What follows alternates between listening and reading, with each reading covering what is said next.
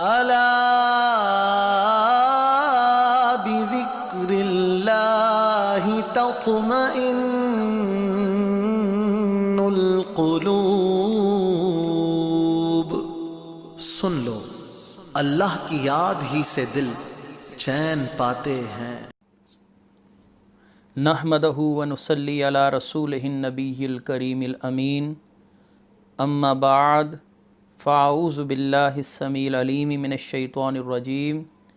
بسم اللہ الرحمن الرحیم۔ قال اللہ تبارک و تعالی فی القرآن الحکیم، ان اللہ وملائکتہ یصلون علی النبی یا ایہا الذین آمنوا صلوا علیہ وسلموا تسلیما۔ الصلاۃ والسلام علیک یا رسول اللہ، الصلاۃ والسلام علیک یا نبی اللہ، الصلاۃ والسلام علیک یا شفیع المذنبین، وعلی آلک واصحابک یا رحمۃ للعالمین۔ اللہ وحدہ لا شریک اما نوالہ و اتم برہانہ جل جلالہ کی حمد و ثنا۔ نبی مکرم وجہ تخلیق کائنات جان رحمت حضرت محمد مصطفیٰ صلی اللہ علیہ وسلم اور آپ کے جمیع آل و اصحاب کی بارگاہ ناز میں درود و سلام کے نذرانوں کے بعد، سامعین ذی وقار، میرے دینی اور یقینی دوستوں، بزرگوں اور بھائیوں، الحمدللہ ہم تفسیر اعجاز القرآن کے سلسلے میں سورہ بقرہ کے 6 رکوع کی تفسیر پر گفتگو کر رہے ہیں۔ چونکہ اس رکوع مبارک کے اندر کچھ گفتگویں اور کچھ ابحاث تفصیل طلب تھیں، اس لیے ان پر تفصیلی کلام کیا، لہٰذا اس رکوع کی تفسیر کو ہم نے 2 حصوں میں منقسم کر دیا۔ کچھ حصہ آپ کے سامنے پیش کیا جا چکا ہے، آج حصہ دوم یعنی سورہ بقرہ کے 6 رکوع کا دوسرا حصہ، اور آج الحمدللہ 6 رکوع کی تفسیر کو مکمل کیا جائے گا۔ اللہ تبارک و تعالی نے قرآن کریم فرقان حمید کے اندر ارشاد فرمایا، وَإِذْ وَعَدْنَا مُوسَىٰ 40 لَيْلَةً ثُمَّ اتَّخَذْتُمُ الْعِجْلَ مِن بَعْدِهِ وَأَنْتُمْ ظَالِمُونَ۔ جب ہم نے موسیٰ سے 40 راتوں کا عہد یعنی وعدہ لیا، اور پھر اس کے پیچھے تم نے بچھڑے کی پرستش شروع کر دی اور تم ظالم تھے۔ اس آیہ مبارکہ پر گزشتہ درس کے اندر بھی کچھ کلام کیا گیا، اور کچھ گفتگو آج کے درس میں کی جائے گی، اور اسی تسلسل کو برقرار رکھتے ہوئے ہم آج 6 رکوع کی تفسیر مکمل کریں گے۔ جب فرعون اپنی قوم سمیت بحر کلزم میں غرق کر دیا گیا اور واصل با جہنم ہوا، تو سیدہ موسیٰ علیہ السلام قوم بنی اسرائیل کو لے کر فلسطین کی طرف تشریف لے آئے۔ اب چونکہ حضرت موسیٰ علیہ السلام اور بنی اسرائیل کی اپنی حکومت تھی، اور نظام حکومت چلانے کے لیے ایک دستور چاہیے تھا جس پر عمل کر کر انسانی ضروریات کو مکمل کیا جا سکے، تب اللہ تبارک و تعالی نے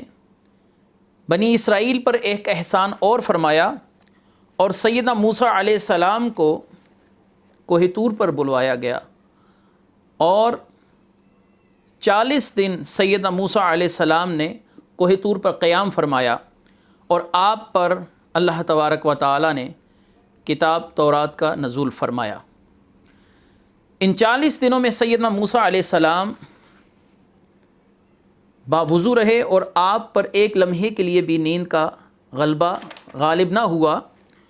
اور یہ قدرت رب تھی کہ آپ نے یہ 40 دن حالت صیام یعنی حالت صوم روزے میں گزارے۔ حضرت موسیٰ علیہ السلام پر جب اس کتاب کا نزول مکمل ہوا،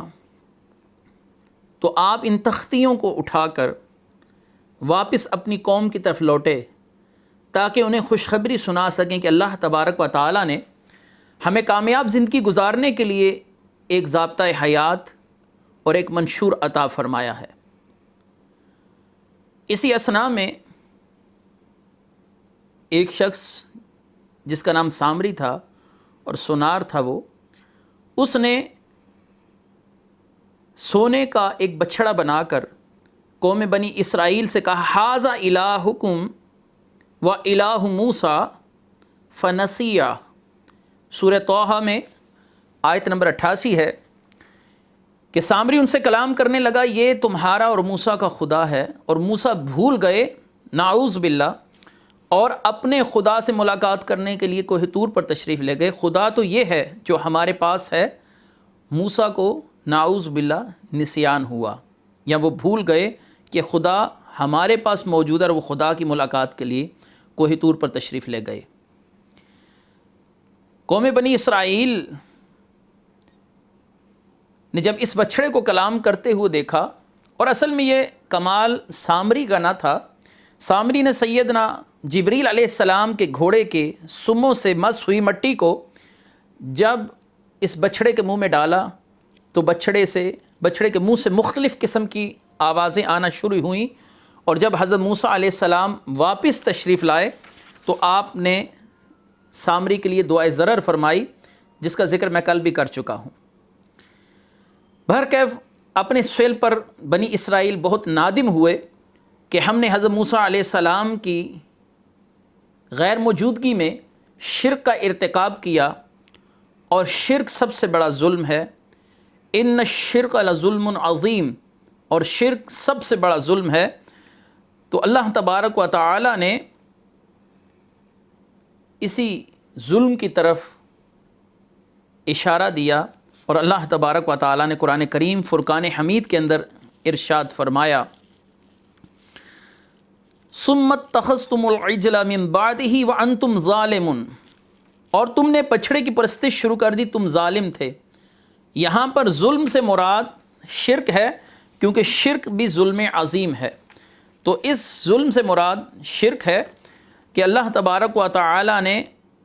تمہیں اس شرک میں مبتلا ہونے کے بعد بھی معاف کر دیا۔ وَأَنْتُمْ ظَالِمُونَ، یعنی تم ظلم کرنے والے تھے اپنی جانوں پر۔ یہاں پر ایک خاص بات، 40 دن کی غیر موجودگی میں قوم بنی اسرائیل اپنے دین پر استقامت نہ رکھ سکی، حتیٰ کہ سیدنا ہارون علیہ السلام بھی اس قوم میں موجود تھے، اور ان کو اللہ تبارک و تعالیٰ کے عذاب سے ڈراتے رہے اور باز کرتے رہے، لیکن یہ قوم اپنی بدعمالیوں سے اور اللہ کی نافرمانیوں سے قطعاً باز نہ آئی۔ اور ایک طرف نبی کریم صلی اللہ علیہ وآلہ وسلم کی امت ہے، اور آقا کریم صلی اللہ علیہ وآلہ وسلم کی امت سے اللہ تبارک و تعالیٰ کا پیار ہے کہ آقا کریم صلی اللہ علیہ وآلہ وسلم نے ارشاد فرمایا، اور یہ حدیث مبارکہ صحیح بخاری میں سیدنا عقبہ بن عامر رضی اللہ تعالی عنہ،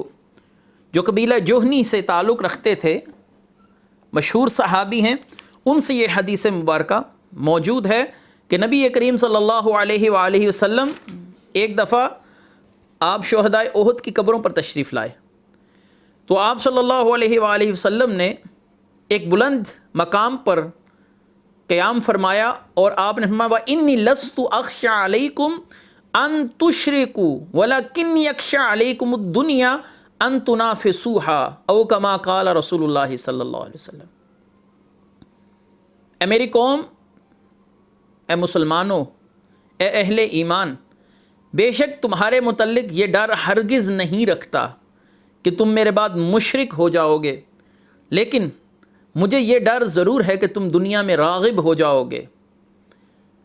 اسی حدیث مبارکہ کے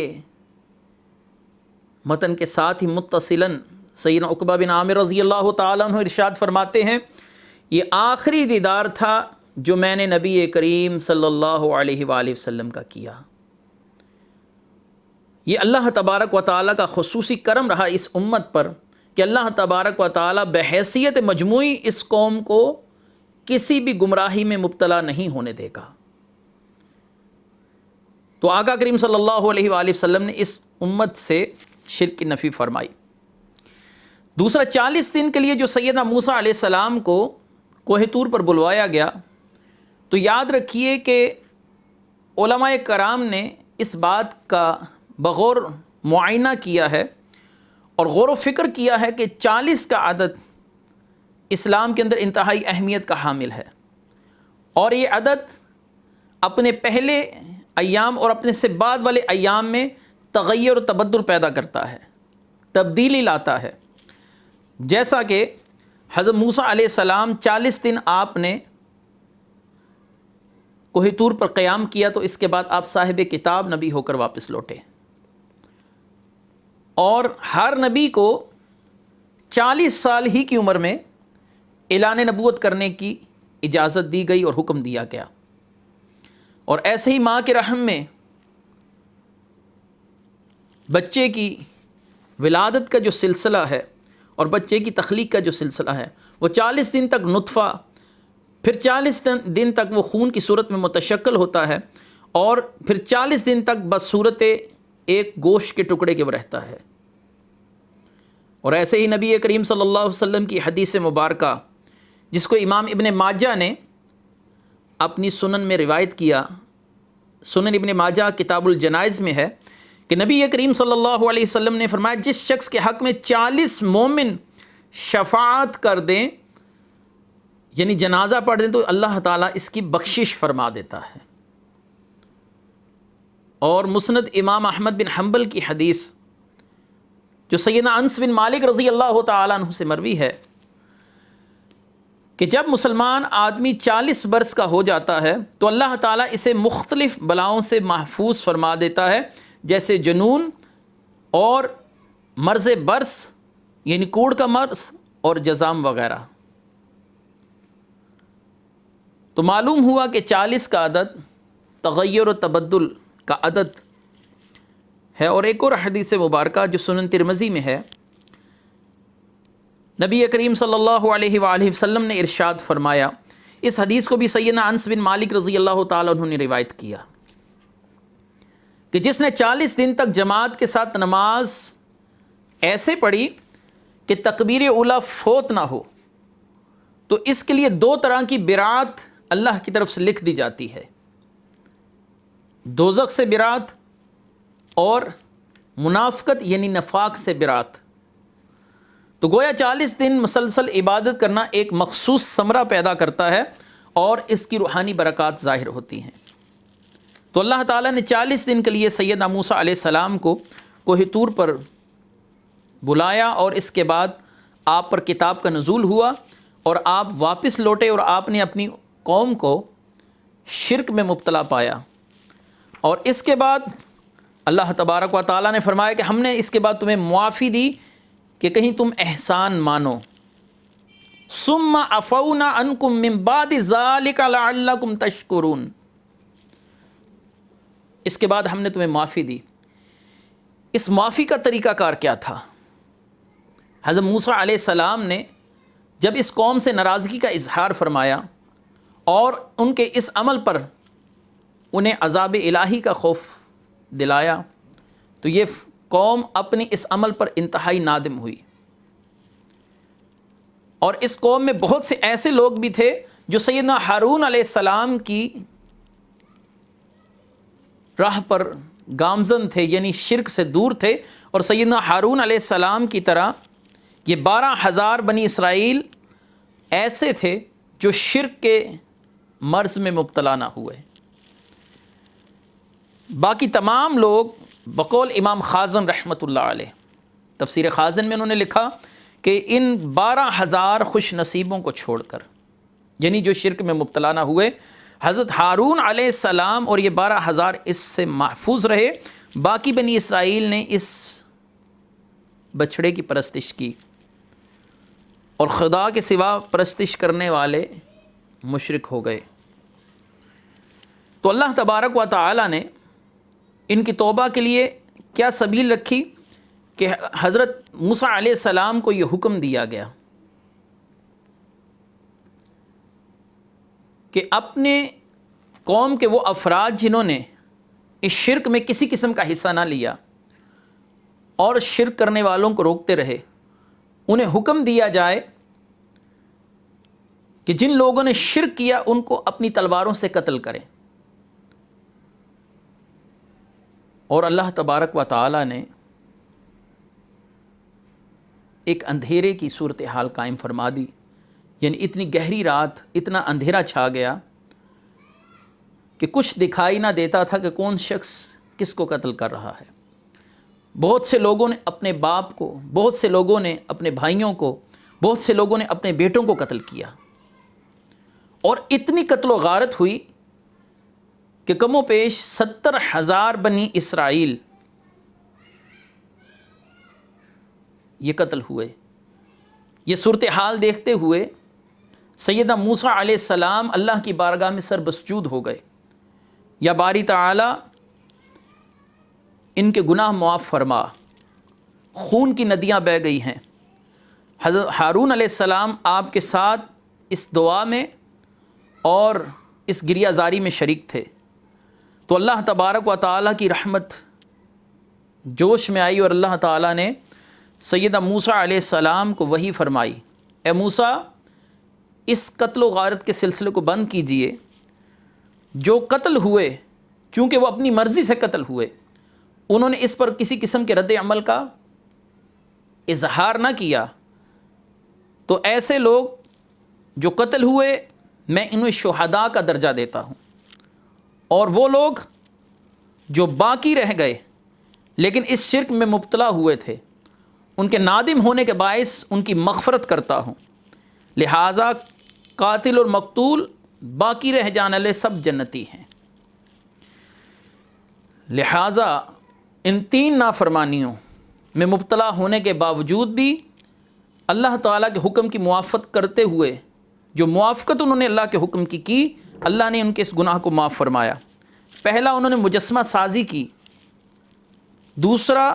سیدنا ہارون علیہ السلام کے منع کرنے کے باوجود وہ اپنے اس فعل عبث سے باز نہ آئے، تیسرا بچھڑا پوج کر مشرک ہوئے، اور یہی تھا ظلم عظیم، ان الشرک لظلم عظیم۔ اور اللہ تعالیٰ نے فرمایا لعلکم تشکرون، تاکہ تم شکر ادا کرو۔ تو نعمت کا شکر کرنا، اس کا ذکر کرنا ہے۔ حسن بصری رضی اللہ تعالیٰ عنہ سے شکر کی تعریف پوچھی گئی تو آپ نے فرمایا شکر یہ ہے، شکر کی تعریف یہ ہے کہ تم اللہ کی نعمت کا تذکرہ کرو، تو گویا تم نے اللہ کا شکر ادا کیا۔ بس اسی تعریف پر آپ یہ سمجھ سکتے ہیں کہ اگر کسی قوم کو کسی دن اللہ تعالیٰ نے نجات عطا فرمائی ہو، یعنی ان کا قوم، وہ اس قوم کا یوم آزادی ہو، تو اس دن کو منانا بھی گویا اسی اصل سے ثابت ہوگا۔ نبی کریم صلی اللہ علیہ وسلم کی ولادت کا دن، کیونکہ آپ کی ولادت سے بڑھ کر اس کائنات میں کوئی اور نعمت نہیں، لہٰذا اس دن کو بھی جوش و خروش کے ساتھ منانا، یہ اللہ تبارک و تعالیٰ کے شکر کی ایک صورت قرار دیا جائے گا۔ اس کے بعد اللہ تبارک و تعالیٰ نے قرآن کریم فرقان حمید میں ارشاد فرمایا،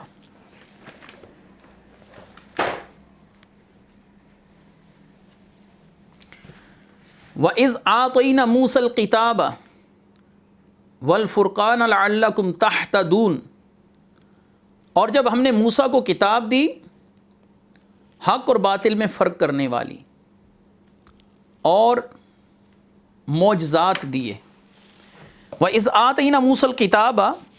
یہ بنی اسرائیل پر اللہ تبارک و تعالیٰ نے ایک احسان عظیم اور ذکر فرمایا کہ ان کو زندگی گزارنے کے لیے ایک منشور حیات دیا گیا، ایک ضابطہ حیات دیا گیا، وہ کتاب تورات تھی۔ والفرقان لعلکم تہتدون، فرقان کی تفسیر میں مفسرین کرام نے بہت اختلاف کیا کہ اس فرقان سے مراد کیا ہے۔ اصل میں فرقان کا لفظ فرق سے نکلا ہے، اور فرقان کے بارے میں مفسرین کے کم و بیش 12 اقوال موجود ہیں۔ ان میں سے چند میں آپ کے سامنے پیش کرتا ہوں کہ فرقان سے مراد کیا ہے۔ فرقان سے مراد وہ معجزات تھے جو سیدنا موسیٰ علیہ السلام کو کتاب کے علاوہ، یعنی تورات کے علاوہ عطا کیے گئے، اور فرقان سے مراد وہ غلبہ اور فتح ہے جو فرعونی لشکر کے مقابلے میں قوم بنی اسرائیل کو حاصل ہوئی، اور فرقان سے مراد ہدایت ہے، یعنی حق اور باطل کے اندر فرق ہے۔ مختلف تفاسیر علماء کرام اس لفظ کی کرتے آ رہے ہیں۔ تو اللہ تبارک و تعالیٰ نے ارشاد فرمایا کہ تمہیں کتاب اور فرقان دی گئی تاکہ تم ہدایت پاؤ، یعنی تمہیں ایک ضابطہ حیات دیا گیا، تم اس پر عمل کرو۔ یہاں پر ضمنی طور پر ایک مسئلہ میں اور بھی عرض کرتا چلوں، جس قوم تک کسی نبی کی دعوت نہ پہنچی ہو اور کسی قوم تک اس نبی کے ذریعے ہدایت کی دعوت نہ آئی ہو، تو ایسی قوم اگر اللہ تبارک و تعالیٰ کو فقط یکتا مان رہی ہے اور شرک کی پلیتی میں مبتلا نہیں ہوئی، تو ایسی قوم کے لیے بھی متکلمین کا مذہب یہ ہے کہ ایسے لوگ بھی جنت میں جائیں گے جن تک کسی نبی کی دعوت نہ پہنچی اور وہ اللہ کو ایک مانتے رہے۔ ان کو اصحاب فطرت کہا جاتا ہے۔ سیدنا عیسیٰ علیہ السلام اور نبی کریم صلی اللہ علیہ وآلہ وسلم کے درمیان جو 600 یا 650 سال کے لگ بھگ کا عرصہ ہے، اس دوران کوئی شخص فقط اللہ کو ایک مانتا رہا ہو اور شرک سے مجتنب رہا ہو، تو ایسے شخص کو بھی جہنمی قرار نہیں دیا جا سکتا، اور علماء متکلمین ان کے لیے بھی اہل جنت کا لفظ استعمال کرتے ہیں۔ تو نبی کریم صلی اللہ علیہ وآلہ وسلم کے والدین وہ بھی اصحاب فطرت سے تھے، ان کو کسی نبی کی دعوت نہ پہنچی اور ان سے شرک کرنا ثابت نہیں، لہٰذا امام جلال الدین سیوطی رحمۃ اللہ علیہ نے اسی مسئلہ پر کم و بیش 6 رسائل تحریر فرمائے۔ آگے اللہ تبارک و تعالیٰ نے ارشاد فرمایا وَإِذْ قَالَ مُوسَىٰ لِقَوْمِهِ يَا قَوْمِ إِنَّكُمْ ظَلَمْتُمْ أَنفُسَكُمْ، اے میری قوم تم نے ظلم کیا، اے میری امت تم نے ظلم کیا۔ یہ ظلم کیا تھا؟ جیسا کہ میں نے پہلے عرض کیا، وہ بچھڑے کی پرستش تھی کہ تم نے اپنی جانوں پر ظلم کیا، بچھڑے کو معبود بنا کر۔ فَتُوبُوا، تو اللہ کی بارگاہ میں توبہ کرو۔ سو تم ایک دوسرے کو قتل کرو، جیسا کہ میں نے پہلے عرض کیا، تمہارے خالق کے نزدیک یہ تمہارے لیے بہترین ہے۔ فَتَابَ عَلَيْكُمْ، تو اس نے تمہاری توبہ قبول فرمائی، یعنی اس قوم نے اللہ تبارک و تعالیٰ کے حکم کی اطاعت کی اور جیسا حکم دیا گیا اپنے عزیز و اقربا کو اپنے ہاتھوں سے قتل کیا، اور جن کو قتل کیا گیا انہوں نے بلا حیل و حجت اپنی قربانی اللہ کی راہ میں دی، اور اتنی بڑی قوم جو گمراہ ہوئی تھی اس میں سے فقط 70,000 لوگوں کی قتل کی صورتحال ہوئی، اور باقی کو اللہ تبارک و تعالیٰ نے معاف کر دیا۔ اِنَّهُ هُوَ التَّوَّابُ الرَّحِيمُ، بے شک وہی ہے بہت توبہ قبول کرنے والا۔ وَإِذْ قُلْتُمْ يَا مُوسَىٰ لَن نُؤْمِنَ لَكَ حَتَّىٰ نَرَى اللَّهَ جَهْرَةً، اے موسیٰ، جب آپ کی قوم نے آپ سے کہا، بنی اسرائیل نے حضرت موسیٰ علیہ السلام سے کہا، اے موسیٰ، یہاں پر ایک اور گفتگو جو انتہائی اہمیت کی حامل ہے کہ پچھلی امتیں اپنے انبیاء کو نام لے کر خطاب کرتی رہیں، یا نوح، یا یحییٰ، یا موسیٰ، اور اللہ تبارک و تعالیٰ بھی انبیاء علیہم السلام کو ان کے نام سے خطاب فرماتے رہے۔ لیکن نبی کریم صلی اللہ علیہ وآلہ وسلم کی بارگاہ کا ادب دیکھیے کہ اللہ تبارک و تعالیٰ نے سورہ نور میں اپنے محبوب صلی اللہ علیہ وسلم کو ان کے اسم سے، ان کے نام سے پکارنے سے منع فرما دیا، فرمایا کہ کہو میرے محبوب صلی اللہ علیہ وسلم کو یا حبیب اللہ، یا رسول اللہ، یا نبی اللہ، یعنی رسول اللہ صلی اللہ علیہ وسلم کو آپ کے اسم سے، نام سے پکارنے کی ممانعت کر دی گئی۔ پچھلی قومیں اپنے انبیاء کو نام لے کر پکارتی رہیں، اور رسول اللہ صلی اللہ علیہ وآلہ وسلم کا مقام و مرتبہ دیکھیے کہ قرآن کریم میں اللہ تبارک و تعالیٰ نے آپ صلی اللہ علیہ وآلہ وسلم سے یا محمد کہہ کر پورے قرآن میں کہیں خطاب نہیں فرمایا۔ اے موسیٰ، ہم آپ پر ہرگز ایمان نہ لائیں گے حتیٰ کہ ہم اللہ کو اپنی آنکھوں کے سامنے نہ دیکھ لیں۔ تمہیں ایک کڑک نے، آسمانی بجلی نے پکڑ لیا، وَأَنْتُمْ تَنْظُرُونَ، اور تم اس منظر کو دیکھ رہے تھے۔ حضرت موسیٰ علیہ السلام کی قوم نے جب توبہ کی اور کفارہ گناہ میں اپنی جانیں دیں تو اللہ عز و جل نے حکم دیا کہ حضرت موسیٰ علیہ السلام اس قوم کے 70 افراد منتخب فرما کر کوہ طور پر اپنے ساتھ لائیں۔ حضرت موسیٰ علیہ السلام اس قوم سے 70 افراد منتخب کر کر کوہ طور پر تشریف لے کر گئے، اور آپ نے انہیں ایک مقام پر کھڑا رکھا اور خود آپ بلندی کی طرف یعنی پہاڑ کی چوٹی کی طرف تشریف لے گئے، اور ایک سفید رنگ کے ابر نے، بادل نے اس پہاڑی کو ڈھانپ لیا۔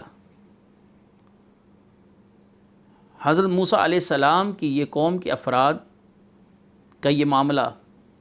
تفاسیر میں جس طریقے سے موجود ہے کہ ان لوگوں نے واپسی پر سیدنا موسیٰ علیہ السلام سے اس بات کا اصرار کیا، اے موسیٰ، ہم اس وقت تک خدا پر ایمان نہیں لائیں گے جب تک ہم اپنی آنکھوں سے اللہ تبارک و تعالیٰ کا دیدار نہ کر لیں۔ یہاں پر ایک اور مسئلہ بھی سماعت فرما لیجئے کہ اس دنیا میں اللہ تبارک و تعالیٰ کا دیدار کرنا کسی بشر کے لیے ممکن نہیں۔ رہا معاملہ نبی کریم صلی اللہ علیہ وآلہ وسلم کا، تو علماء کرام نے جواب دیا کہ نبی کریم صلی اللہ علیہ وآلہ وسلم نے اللہ تبارک و تعالیٰ کا دیدار عالم لامکان میں کیا، اس دنیا میں نہیں کیا۔ یہ نبی کریم صلی اللہ علیہ وآلہ وسلم کے خصائص ہے کہ آپ نے اپنی سر کی آنکھوں سے اللہ تبارک و تعالیٰ کا دیدار کیا۔ قیامت کے دن اہل ایمان اللہ تبارک و تعالیٰ کا دیدار کریں گے۔ ہاں، خواب کے اندر اللہ تبارک و تعالیٰ کا دیدار ممکن ہے، اور تکمیل الایمان میں شیخ محقق شاہ عبد الحق محدث دہلوی رحمۃ اللہ علیہ نے اس مسئلے پر سیر حاصل گفتگو فرمائی، اور امام اعظم امام ابو حنیفہ رحمۃ اللہ علیہ کا قول بھی نقل فرمایا کہ میں نے خواب میں 100 مرتبہ اللہ تبارک و تعالیٰ کا دیدار کیا ہے۔ تو اللہ تبارک و تعالیٰ کا دیدار اس دنیا میں ممکن نہیں۔ تو اس قوم نے جب اصرار کیا کہ ہم اللہ تبارک و تعالیٰ کو دیکھنا چاہتے ہیں اپنی آنکھوں سے، تو اللہ تبارک و تعالیٰ نے ان پر ایک آسمانی بجلی کا نزول فرمایا، اور یہ 70 کے 70 افراد اس میں جھلس کر مر گئے، اور یہ خاک بن گئے، ان کا جسم راکھ بن گیا۔ حضرت موسیٰ علیہ السلام اس بات پر انتہائی پریشان ہوئے، اور آپ نے اللہ تبارک و تعالیٰ کی بارگاہ میں عرض کی، اے پروردگار، تو اگر انہیں چاہتا تو اس سے پہلے ہی ہلاک کر سکتا تھا، اور جب میں واپس جاؤں گا تو میری قوم مجھ پر اعتراض کرے گی۔ سورہ الاعراف آیت نمبر 255 میں حضرت سیدنا موسیٰ علیہ السلام کی یہ دعا موجود ہے، یا باری تعالیٰ ان کو زندہ فرما کہ لوگ مجھ پر اعتراض کریں گے۔ اے اللہ، بنی اسرائیل کیا کہیں گے کہ موسیٰ اپنے ساتھ ہم میں سے 70 بہترین افراد کو منتخب کر کر لے کر گئے اور ان کی موت کا سامان کر کر آ گئے۔ اے مولا، انہیں زندہ کر دے۔ آپ مسلسل گریہ زاری فرماتے رہے، حتیٰ کہ اللہ تبارک و تعالی نے آپ کی دعا کی برکت سے انہیں زندہ کر دیا۔ ثم بَعَثْنَاكُم مِّن بَعْدِ مَوْتِكُم، اس واقعے میں جہاں بنی اسرائیل پر اللہ تعالیٰ نے ایک عظیم احسان کا ذکر فرمایا، وہیں پر اللہ تبارک و تعالیٰ نے امت محمدیہ کو ایک تعلیم اور تربیت کا معاملہ بھی فرمایا کہ انبیاء علیہم السلام کی بارگاہ میں لن نؤمن کہنے کی شامت بنی اسرائیل کی ہلاکت کی صورت میں ظاہر ہوئی، تو انبیاء علیہم السلام کی بارگاہ کا ادب ملحوظ خاص رکھا جائے۔ ترک ادب غضب الہی کا موجب ہے، اور اس سے ڈرتے رہو۔ اور ایک اور بات جو اس ضمن میں آپ کے سامنے پیش کرنا چاہتا ہوں کہ وہ لوگ تو مر چکے تھے اور زندہ انسان کا مر جانا یہ معاملہ تقدیر الہی سے ہے۔ حضرت موسیٰ کی دعا پر اللہ تبارک و تعالیٰ نے ان کو دوبارہ زندہ فرما دیا، تو معلوم ہوا کہ اللہ تبارک و تعالیٰ کے محبوب بندوں کی دعاؤں سے تقدیریں بدل جاتی ہیں۔ اللہ تعالیٰ نے ان کو دوبارہ زندہ فرمایا اور ان پر یہ احسان فرمایا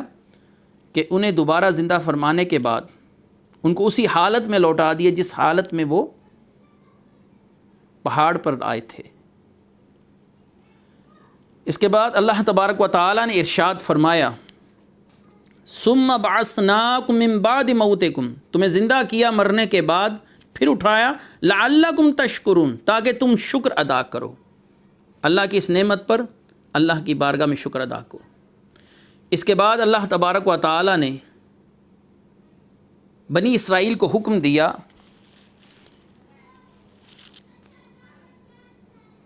کہ یہ قوم عمالقہ سے شام کو آزاد کروائیں، کیونکہ ملک شام بنی اسرائیل کا آبائی ملک تھا اور حضرت یوسف علیہ السلام کے بعد یہ قوم مصر میں آ کر آباد ہوئی تھی۔ اب انہیں حکم دیا گیا کہ ملک شام جہاں پر حضرت ابراہیم علیہ السلام اور ان کی اولاد کا مدفن ہے اور وہیں پر بیت المقدس ہے، تو مصر کو چھوڑ کر قوم عمالقہ سے جہاد کرو۔ یہ قوم بنی اسرائیل کے لیے ایک شاک گزرنے والا معاملہ تھا کہ اپنے ملک کو چھوڑ کر اپنے سے قوی ایک قوم کے ساتھ لڑنا اور خون بہانا اور اپنی قربانیاں دینا، یہ ان پر انتہائی شاک گزرا۔ بہرکیف حضرت سیدنا موسیٰ علیہ السلام و حضرت ہارون علیہ السلام اس قوم کو لے کر چلے اور بادل نہ خواستہ یہ قوم بھی ان کے ساتھ جانے پر مجبور ہوئی، یہاں تک کہ چلتے چلتے راستے میں ایک بہت بڑے صحرا سے ان کا گزر ہوا، اور اس صحرا کی دھوپ کی شدت، گرمی کی مصیبت اور بھوک کی سخت شکایات پیدا ہوئیں، تو حضرت موسیٰ علیہ السلام نے اللہ کی بارگاہ میں اس مسئلے کے لیے دعا فرمائی۔ اللہ تبارک و تعالیٰ نے اسی مقام کے لیے فرمایا وَظَلَلْنَا عَلَيْكُمُ الْغَمَامَ وَأَنزَلْنَا عَلَيْكُمُ الْمَنَّ وَالسَّلْوَىٰ، اور ہم نے تم پر بادل کا سایہ کیا، ایک سفید ابر ان پر ظاہر فرمایا جو شب و روز ان کے ساتھ چلتا تھا۔ اس قوم پر اللہ کا یہ ایک عظیم احسان تھا، جتنی مرضی شدت کی گرمی یا سورج کی تپش ہوتی، بادل کا ایک ٹکڑا ان پر سایہ فگن رہتا اور یہ سائے کے اندر چلتے جاتے، اور اللہ تبارک و تعالیٰ نے ان پر دوسرا احسان تم پر من اور سلوہ اس کا نزول فرمایا۔ یہاں پر کچھ اور مزید احسانات بھی ہیں جو مفسرین نے نقل فرمائے کہ اس اثنا میں، اس سفر میں بنی اسرائیل کے افراد کے نہ کپڑے میلے ہوتے تھے اور نہ ہی ناخن اور بال بڑھتے تھے، اور سفر میں جو بچہ بھی پیدا ہوتا تھا اس کا لباس بھی اس کے ساتھ آتا،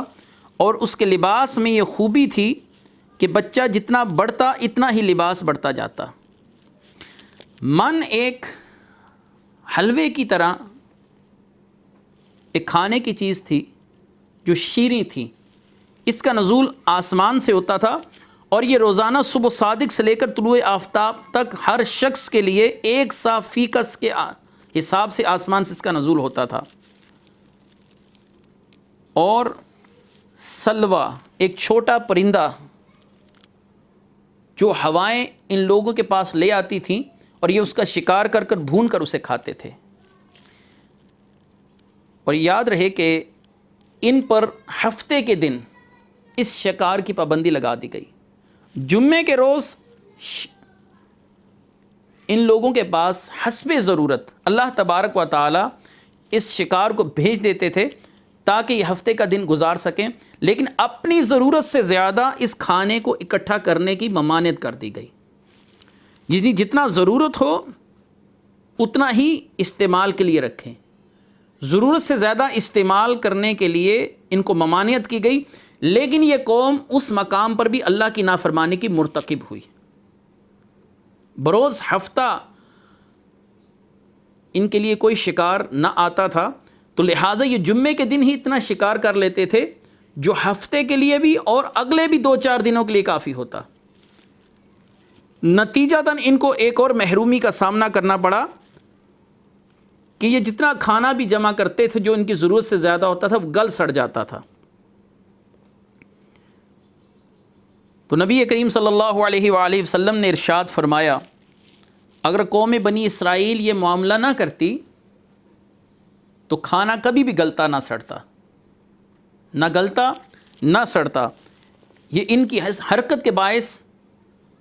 جو انہوں نے کی، اللہ تبارک و تعالیٰ نے ان کو ایک اور عذاب میں مبتلا فرمایا، اور اللہ تبارک و تعالیٰ نے فرمایا وَمَا ظَلَمُونَ وَلَكِنْ قَانُوا أَنفُسَهُمْ يَظْلِمُونَ، ہم نے کچھ ظلم نہ کیا، کچھ نقصان نہ کیا، بلکہ اپنی جانوں پر خود ہی ظلم کرتے تھے۔ اللہ تبارک و تعالیٰ کسی کے ساتھ بے انصافی والا معاملہ نہیں فرماتے۔ ہاں، انسان کی بدعمالیوں کے باعث اسے مصائب اور پریشانیوں کا سامنا کرنا پڑتا ہے، جیسا کہ اللہ نے ارشاد فرمایا وَمَا أَصَابَكُم مِّن مُّصِيبَةٍ فَبِمَا كَسَبَتْ أَيْدِيكُم، اور تمہیں جو بھی مصیبت پہنچتی ہے اپنے ہاتھوں کی کمائی پہنچتی ہے، گناہوں کے باعث پہنچتی ہے۔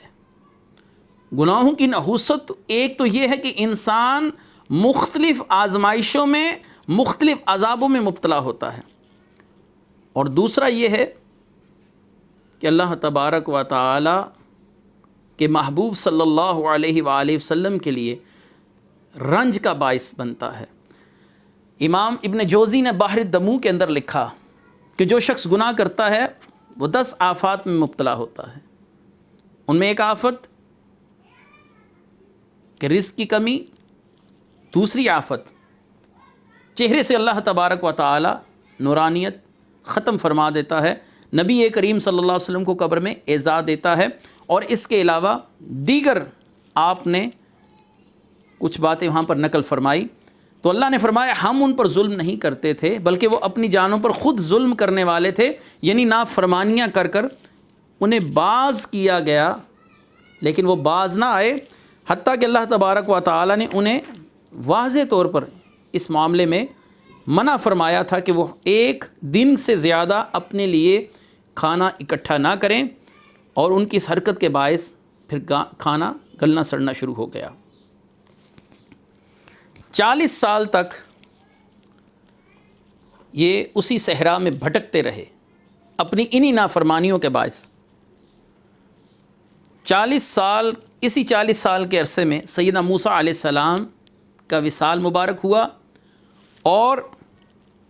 یوشع بن نون ان کا دور تھا۔ تو اللہ تبارک و تعالی نے اس قوم کو ایک ہدایت مزید ارشاد فرمائی کہ فلسطین کی مشہور بستی اریحا جب اس میں داخل ہوں تو اللہ کی بارگاہ میں شکر ادا کرتے ہوئے داخل ہوں۔ وَإِذْ قُلْنَا ادْخُلُوا هَٰذِهِ الْقَرْيَةَ فَكُلُوا مِنْهَا حَيْثُ شِئْتُمْ رَغَدًا وَادْخُلُوا الْبَابَ سُجَّدًا وَقُولُوا، اور کیا کہیں حِطَّةٌ نَغْفِرْ لَكُمْ خَطَايَاكُمْ وَسَنَزِيدُ الْمُحْسِنِينَ، جب شہر میں داخل ہوں تو ان کے لیے اللہ تبارک و تعالیٰ نے اس بستی میں کثیر رزق پیدا فرما رکھا ہے، کثیر وسائل موجود ہیں، جو چاہو کھاؤ، بلا روک ٹوک کھاؤ، اور شہر کے دروازے میں سجدہ کرتے ہوئے داخل ہو۔ یہ قوم سجدہ کرنے کی بجائے اپنی سیرینوں کے بل گھسٹتے ہوئے